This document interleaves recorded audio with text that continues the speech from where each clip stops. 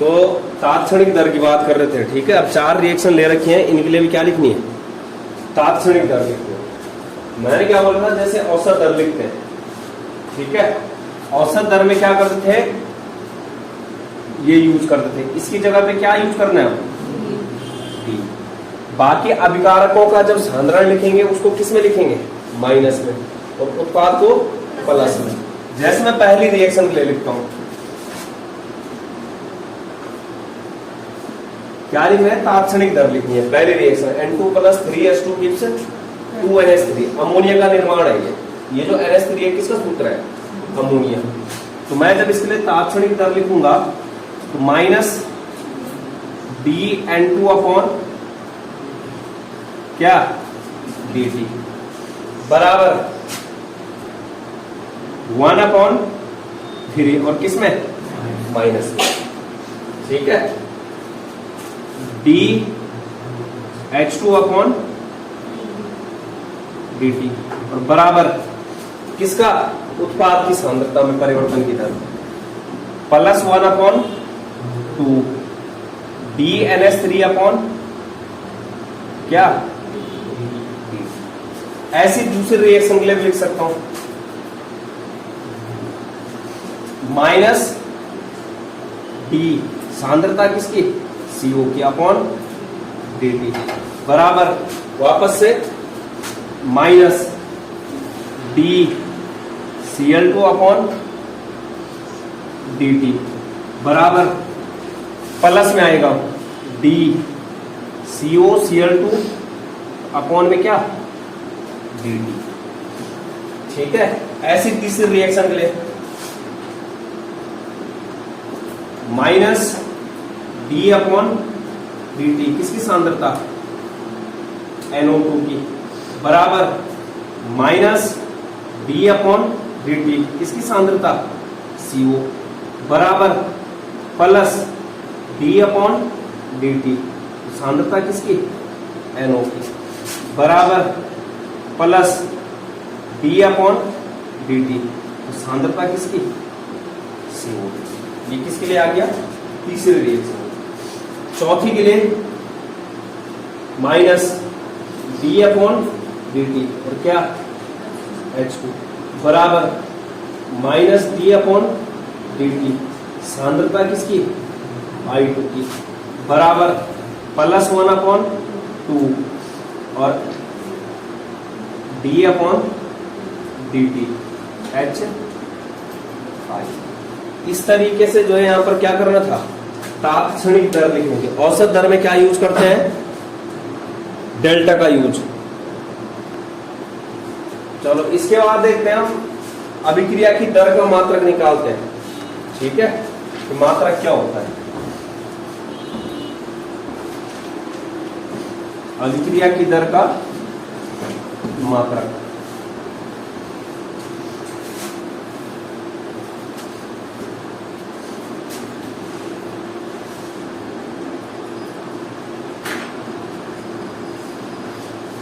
अभिक्रिया की दर का मात्रक। अभिक्रिया की दर बराबर क्या होता है, अभिक्रिया की दर बराबर होता है सांद्रता बटे समय। सांद्रता वो अभिकारक की भी हो सकती है और उत्पाद की भी। अभिकारक की सांद्रता में क्या आएगी, कमी, उत्पाद की सांद्रता में वृद्धि। समय, सांद्रता, सांद्रता का मात्रक क्या होता है, मोल प्रति लीटर होता है। सांद्रता का मात्रक क्या होता है, सांद्रता का मात्रक होता है मोल प्रति लीटर। और समय किसमें नापते हैं हम, किसमें, सेकंड में। इन दोनों चीजों को ऊपर रख देता हूं। सांद्रता मिल गया हमें कि अगर मैं यहां से इसको ऐसा भी लिख सकता हूं, क्या, मोल और क्या, लीटर इनवर्स। लिख सकता हूं कि नहीं लिख सकता हूं, ये लीटर बटे में थे, ऊपर आगे किसमें हो गया, इनवर्स। यहां पर अब मान रखता हूं मैं, मोल लीटर क्या इनवर्स, और बटे में क्या आएगा सेकंड। वापस से जब मैं इस मान को अरेंज करूंगा तो क्या आएगा मोल लीटर इनवर्स और सेकंड इनवर्स। ये मात्रक आ गया किस चीज का, अभिक्रिया की दर का। किस चीज का मात्रक आ गया, अभिक्रिया की दर का। मोल लीटर इनवर्स और सेकंड इनवर्स। ये आ गया मतलब, नोट डाउन करो इसको। इसके बाद अगला टॉपिक देखो, अभिक्रिया की दर को प्रभावित करने वाले कारक है। ठीक है,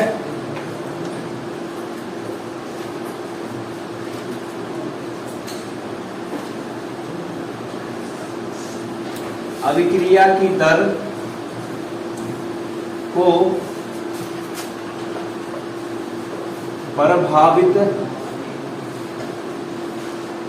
करने वाले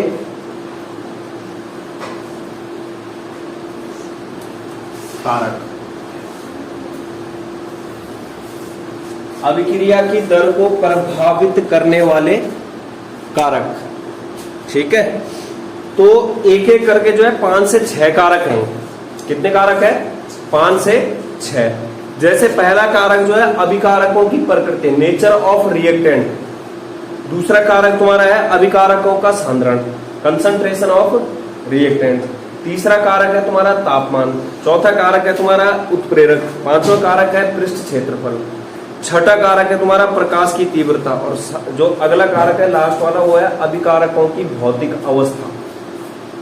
इस तरीके से हमने 7 कारक देखने हैं। पहला कारक क्या बोला,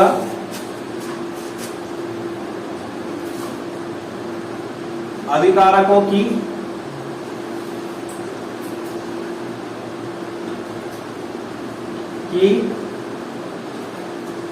प्रकृति। दूसरा क्या है, अभिकारकों का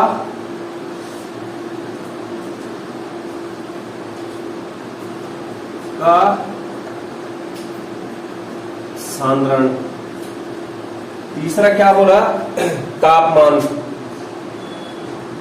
तापमान। चौथा क्या बोला, उत्प्रेरक। पांचवा जो है पृष्ठ क्षेत्रफल, पृष्ठ क्षेत्रफल। छठा है प्रकाश की तीव्रता, इंटेंसिटी ऑफ लाइट, प्रकाश की तीव्रता। और अंतिम है अभिकारकों की भौतिक अवस्था।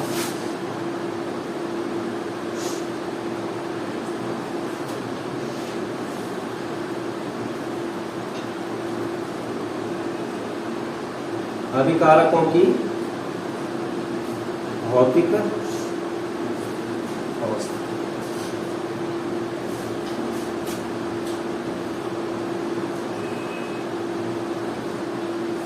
ये 7 कारक।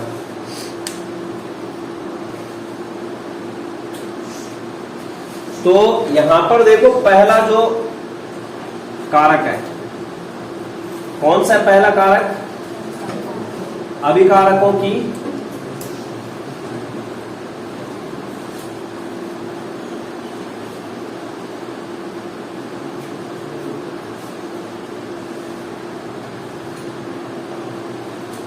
प्रकृति। अभिकारकों की प्रकृति देखना, यहां पर अगर हमारे अभिकारक आयनिक हुए, क्या हुए, अगर आयनिक, तो वहां पर क्या होती है, जो आयनिक अभिकारक होते हैं बहुत स्पीड से रिएक्शन करते हैं। अब जो बहुत अधिक स्पीड से रिएक्शन करेंगे तो उनके हम रेट ऑफ रिएक्शन यानी कि अभिक्रिया की दर क्या नहीं कर सकते हैं, गणना नहीं कर सकते। समझ रहे हो, मतलब यहां पर क्या है, आयनिक अभिकारक नहीं होने चाहिए। अगर आयनिक अभिकारक होंगे तो हम रेट ऑफ रिएक्शन यानी कि अभिक्रिया की दर की गणना कर ही नहीं सकते। सुन रहे हो। दूसरी चीज देखना, यहां पर मैं पहले बता देता हूं कि जैसे कोई रिएक्शन है हमारे पास, आर से क्या है, पी। आर क्या है यहां पर, अभिकारक रिएक्टेंट, और P क्या है? उत्पाद। तो अभिकारकों में क्या होता है? पुराने बंध टूटते हैं। अभिकारक में क्या होएगा? पुराने बंध, जो बॉन्ड है पुराने, वो क्या होते हैं? टूटते हैं। जब अभिकारकों में पुराने बंध टूटते हैं तो उत्पाद में क्या होता है? नए बंध का निर्माण होता है। उत्पाद में क्या होएगा? नए बंध का निर्माण होता है। अब खुद बताओ, अगर जो है टूटने वाले बंध जो है, जो क्या है? अभिकारक के बंध ने क्या होना है? टूटना है। अगर टूटने वाले बंधों की संख्या कम है तो अभिक्रिया क्या है? स्लो होगी, तेज होगी। टूटने वाले बंध जो है कम है संख्या में, वो जो है वहां पर अभिक्रिया की जो गति है, अभिक्रिया की जो दर है, वो कम होगी कि स्पीड से होगी? मतलब ऐसा मान लो कि एक के पास मैंने 2 डंडी दी और एक के पास क्या है? 10 दे रखी। तो जिसके पास कम है वो क्या कर देगा? जल्दी से तोड़ देगा। तो कहने का मतलब क्या है कि अगर टूटने वाले बंधों की संख्या कम, नीचे लिखना, यदि टूटने वाले बंध संख्या में कम, तो क्या होगा? अभिक्रिया की गति जो है तीव्रता से संपन्न होगी। अभिक्रिया तीव्र गति से संपन्न होगी। और इसका वाइस वर्सा भी क्या है? सही है। मतलब इसका उल्टा भी क्या है? सही। मतलब यदि टूटने वाले बंध की संख्या क्या है? अधिक है, ज्यादा है, तो वहां पर जो अभिक्रिया की दर है वो क्या हो जाएगी? कम हो जाएगी। उल्टा है। मतलब यदि टूटने वाले बंध संख्या में ज्यादा है, क्या है? ज्यादा, तो अभिक्रिया क्या होगी? धीमी गति से संपन्न होगी। तो अभिक्रिया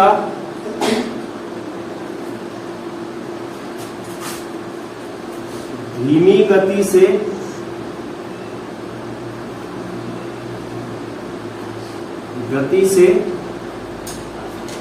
संपन्न होती है।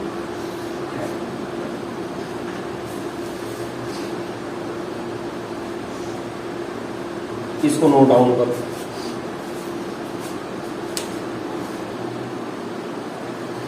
दूसरा देखना यहां पर, यदि हमारे जो अभी मैं बात कर रहा था कि जो हमारे अभिकारक है वो कैसे हो? आयनिक अभिकारक। तो आयनिक अभिकारक होंगे तो वो जो आयनिक अभिक्रियाएं हैं, मैंने जब चैप्टर शुरू किया था वहां पर बताया था कि ये क्या होती है? तीव्र अभिक्रियाएं होती है। ठीक है, जिनको क्या बोला जाता है? आयनिक अभिक्रियाएं। मतलब यहां पर क्या होता है? आयनों का एक्सचेंज होता है। जो Na+ है वो किसके पास गया? इसके NO3- के पास। और जो Cl- है वो Ag के प्लस के पास। क्या बना है? NaNO3 और Ag से। मतलब आयनों का क्या होता है? आदान प्रदान होता है। तो ये क्या होता है? यहाँ पर आयनों के आदान प्रदान जो बहुत अधिक तीव्र गति से होता है, जिसके कारण अभिक्रिया की जो स्पीड होती है इन रिएक्शन में बहुत अधिक होती है। और दूसरी क्या रिएक्शन क्या है? तीव्र गति से संपन्न होती है। इसलिए हम इनके रेट ऑफ रिएक्शन की गणना नहीं कर पाते। इनके अभिक्रिया की दर की गणना नहीं की जाती। यहां पर किस प्रकार की रिएक्शन की बात कर रहे थे? आणविक अभिक्रियाओं की बात कर रहे थे। ठीक है, मतलब समय भी तो चाहिए कि वहां पर जो है कितना समय लग रहा है। ये एकदम बिल्कुल एक क्षण होते हैं, चुटकी बजाते हैं, नैनो सेकंड क्या हो जाएंगे? अभिक्रिया हो जाएगी। तो मतलब यहां पर क्या है? अगर हमारा अभिकारक आयनिक हुआ तो उसका जो अभिक्रिया की दर होगी वो क्या होगी? बहुत ज्यादा फास्ट होगी। इतनी फास्ट होगी कि हम उसकी गणना भी नहीं कर सकते। इसके बाद आता है अगर हमारे जो है सहसंयोजी अभिकारक। कैसे अभिकारक है? सहसंयोजी अभिकारक। सहसंयोजी अभिकारक तो सहसंयोजी अभिकारकों में ये वाली कहानी होती है, पुराने बंध टूटते हैं, नए बंध का क्या होता है, निर्माण होता है। तो पुराने बॉन्ड टूटने में कुछ ना कुछ टाइम लगेगा, नए बंध का निर्माण होने में भी क्या है, कुछ ना कुछ टाइम लगता है। मतलब इनकी जो है जो अभिक्रिया की दर होती है आयनिक अभिकारकों के मुकाबले थोड़ा स्लो होते हैं। मतलब यहाँ पर क्या है, इनके लिए हम काउंट कर सकते हैं क्या चीज, अभिक्रिया की दर। तो यहाँ पर ये है जो कि पुराने बंध क्या होते हैं, टूटते हैं और उत्पाद में नए बंध का निर्माण होता है। तो बंध टूटने और बनने में क्या लगता है, बंध टूटने व बनने में क्या लगेगा, समय, समय लगता है। इसलिए इनकी गति क्या होती है, इसलिए इनकी गति आयनिक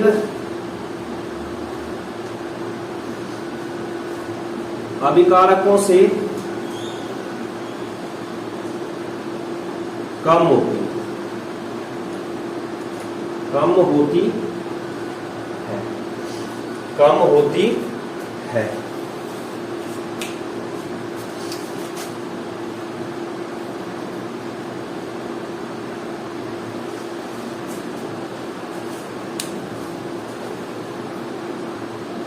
कर दे नोट डाउन। इसके बाद बात करते हैं दूसरा जो फैक्टर है, दूसरा प्रभावित करने वाला जो कारक।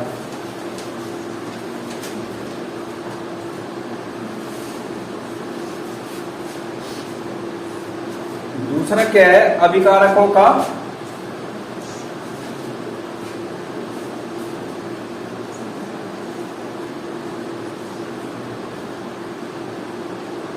अभिकारकों का सांद्रण।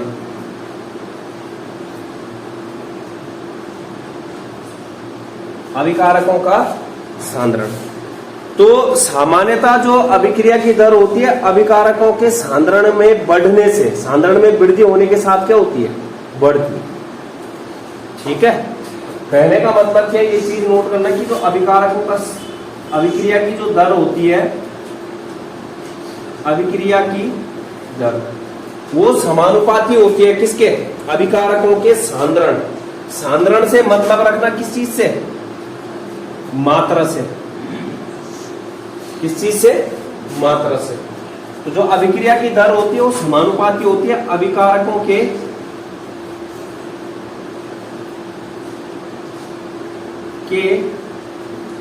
सांद्रण के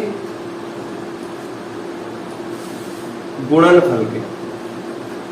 किसके, गुणनफल के। सामान्यतः क्या होता है, सांद्रण में वृद्धि के साथ क्या होता है, अभिक्रिया की दर बढ़ती। ठीक है, सामान्यतः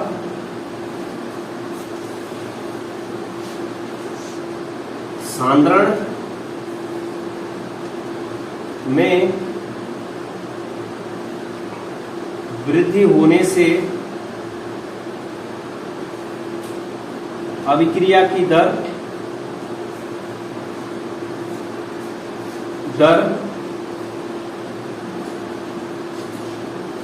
बढ़ती।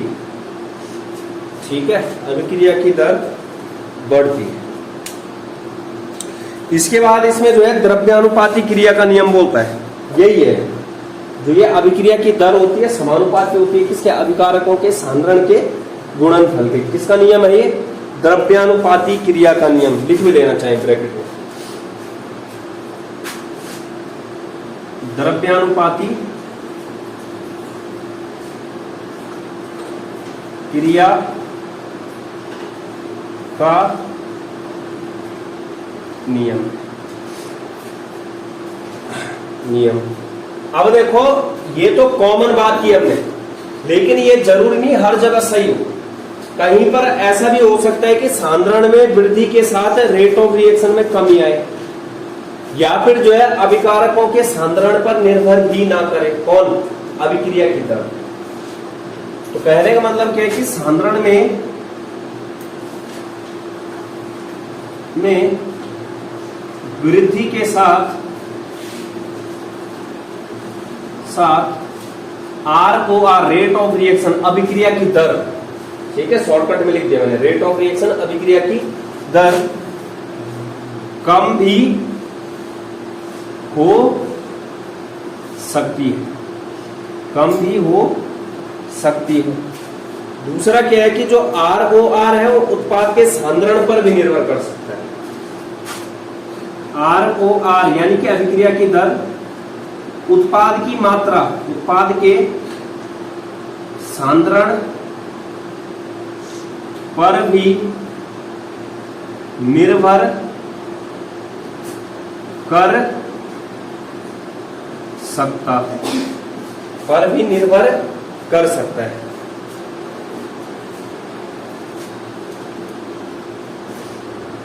ठीक है। और जो ROR है वो अभिकारक के सांद्रण पर, अभिकारक के सांद्रण पर नहीं भी निर्भर कर सकता है।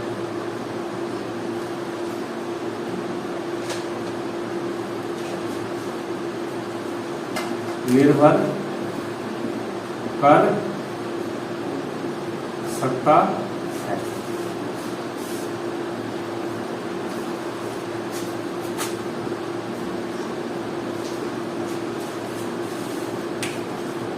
करो इसको नोट डाउन। तापमान, अगला कौन सा है? तापमान।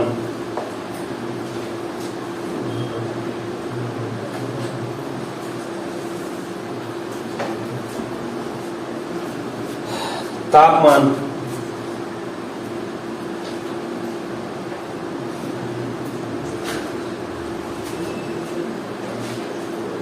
तो सामान्यतः क्या होता है, रासायनिक अभिक्रियाओं का जो वेग होता है वो तापमान बढ़ाने से बढ़ता है। मतलब सपोज दैट मैं पानी में जो है चीनी घोलनी है, एक चम्मच घुलेगी, दूसरी घुलेगी, तीसरी घुलेगी, लेकिन एक टाइम ऐसा आएगा वो चीनी नहीं घुलती है, तो क्या करते हो फिर? तापमान बढ़ाओगे, वो चीनी क्या हो जाएगी? घुल जाएगी। कहने का मतलब क्या है कि तापमान बढ़ाने पर सामान्यतः अभिक्रिया क्या हो जाती है? आसानी से हो जाती है। तो लिखना सामान्यतः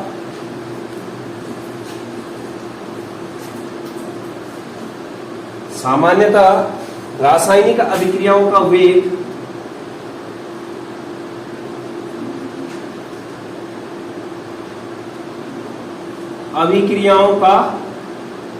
वेग तापमान बढ़ाने पर बढ़ता है।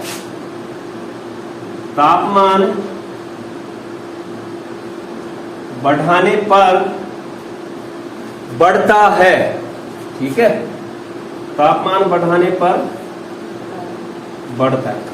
मतलब ROR समानुपाती होता है किसके? तापमान के। जो रेट ऑफ रिएक्शन है वो समानुपाती होता है किसके? तापमान के। ठीक है। कारण क्या है? क्योंकि जैसे ही हम टेम्परेचर बढ़ाते हैं तो जो अभिकारक अणु गति नहीं करना चाहते, मतलब जो अभिकारक अणु के नहीं टूटना चाहते हैं, उनकी गतिज ऊर्जा में क्या हो जाती है? वृद्धि हो जाती है, वो गति में आ जाते हैं। कारण लिखना तापमान, क्योंकि ताप बढ़ाने से अभिकारक अणुओं की गतिज ऊर्जा में वृद्धि होती है। अभिकारक के अणुओं की गतिज ऊर्जा क्या हो जाती है? गतिज ऊर्जा में वृद्धि होती है। वृद्धि होती है।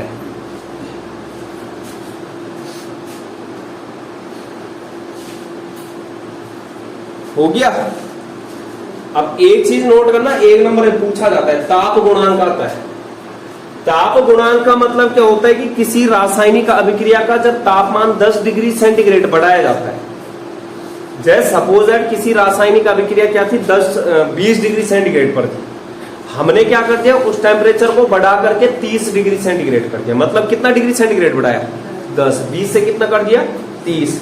तो इस दौरान जो अभिक्रिया के वेग जो होता है, जो अभिक्रिया की होने की जो स्पीड होती है, वो 2 से 3 गुना हो जाता है। उसी को क्या बोला जाता है, ताप गुणांक। तो लिखना, किसी रासायनिक अभिक्रिया का ताप, रासायनिक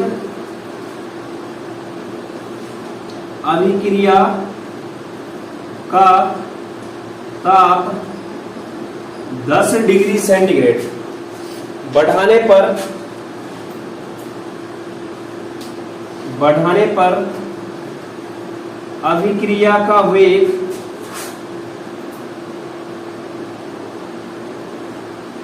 अभिक्रिया का वेग 2 से 3 गुना बढ़ जाता है।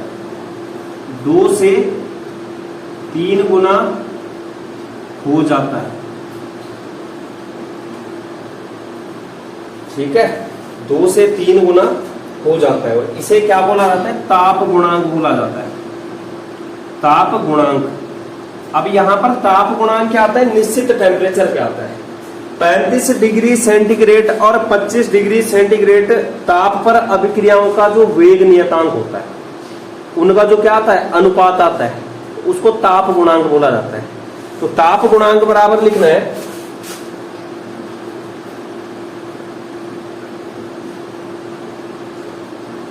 ताप गुणांक,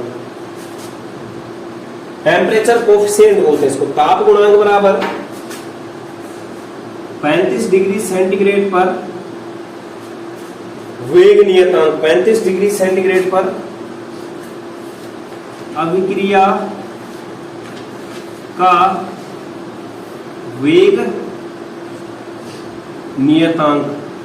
वेग नियतांक को डिनोट किया जाता है K से। और कितनी डिग्री सेंटीग्रेड पर है, 35, K35 बटे क्या बोला, 25 डिग्री सेंटीग्रेड पर अभिक्रिया का वेग नियतांक K25, K25 ये बराबर हो जाएगा। मतलब ताप गुणांक बराबर, अगर मैं सीधे लिखूं, ताप गुणांक बराबर K35 अपॉन K25। तो ये बराबर हो जाता है, वेग कितना गुना हो जाता है, 2 से 3 गुना। 2 से 3 गुना वेग।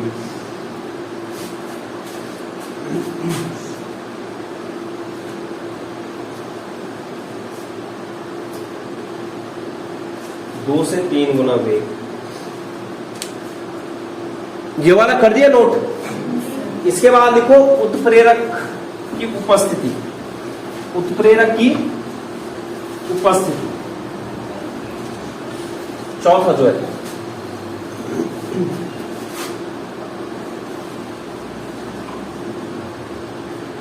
चौथा क्या है, उत्प्रेरक, कैटलिस्ट बोलते हैं इसको। तो उत्प्रेरक क्या होते हैं, वे पदार्थ जो अभिक्रिया के वेग को, वे पदार्थ जो अभिक्रिया के वेग को घटा या फिर क्या करते हैं, बढ़ा देते हैं, बढ़ा देते हैं। और स्वयं क्या होते हैं,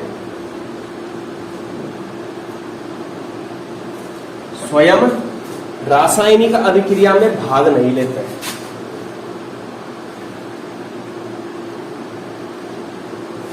स्वयं रासायनिक अभिक्रिया में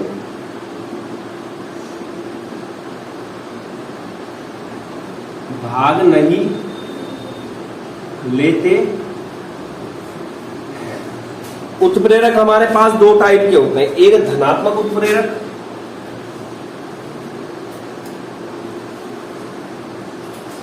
धनात्मक उत्प्रेरक जो क्या कर देगा, अभिक्रिया के वेग को क्या कर देगा, बढ़ा देगा। मतलब अभिक्रिया की दर क्या हो जाएगी,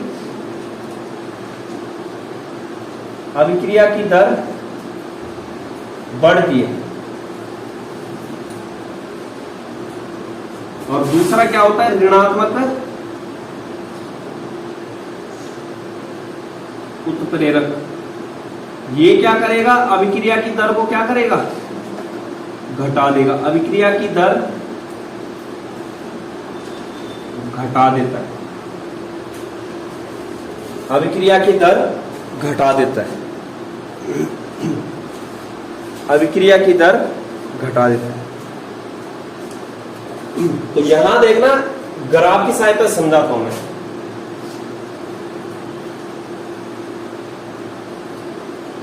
किसकी सहायता से, ग्राफ।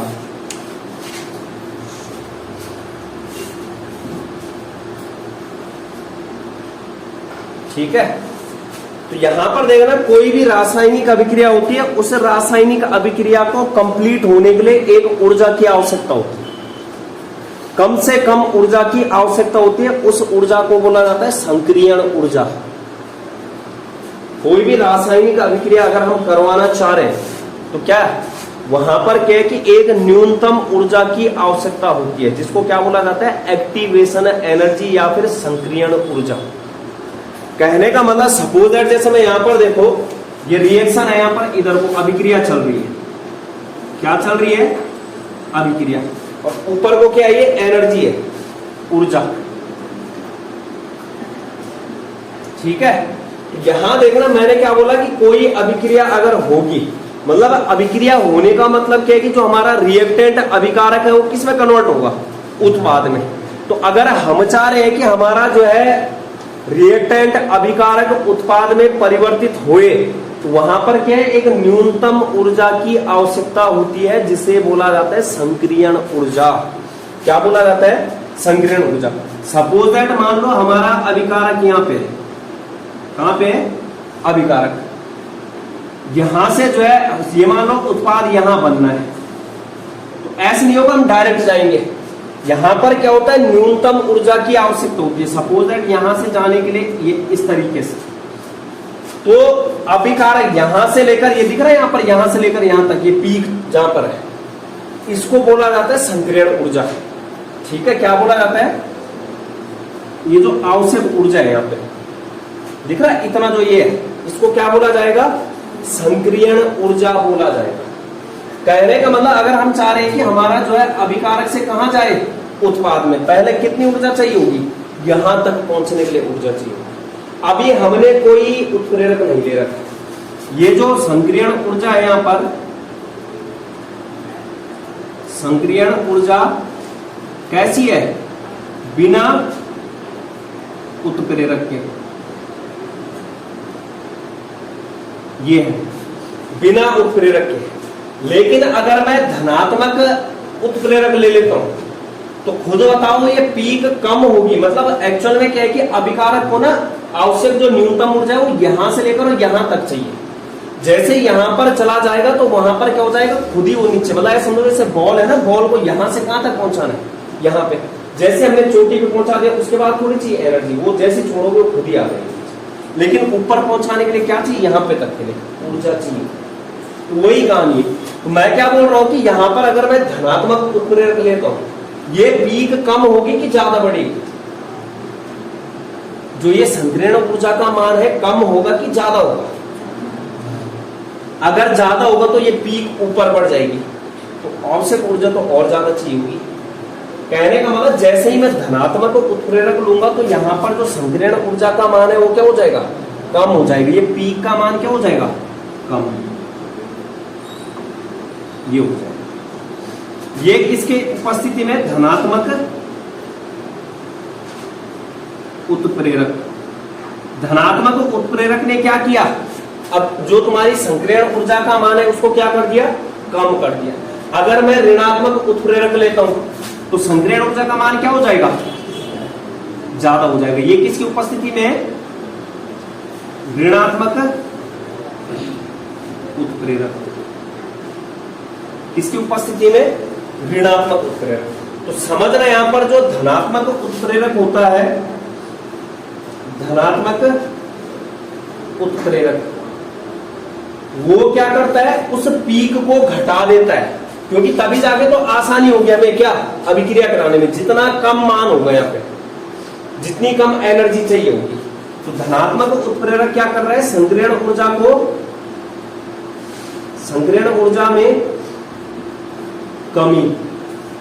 अगर संग्रहण ऊर्जा में क्या आएगी, कमी, तो अभिक्रिया की दर क्या हो जाएगी, ज्यादा। अभिक्रिया की दर क्या हो जाएगी, अधिक।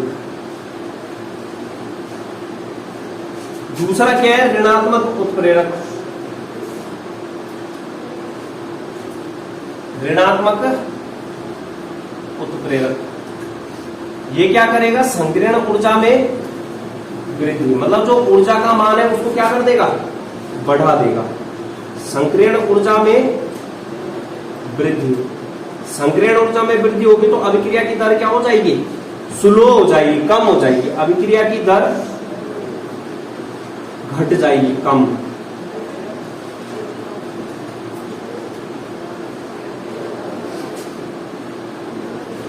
ये इसको नोट करो।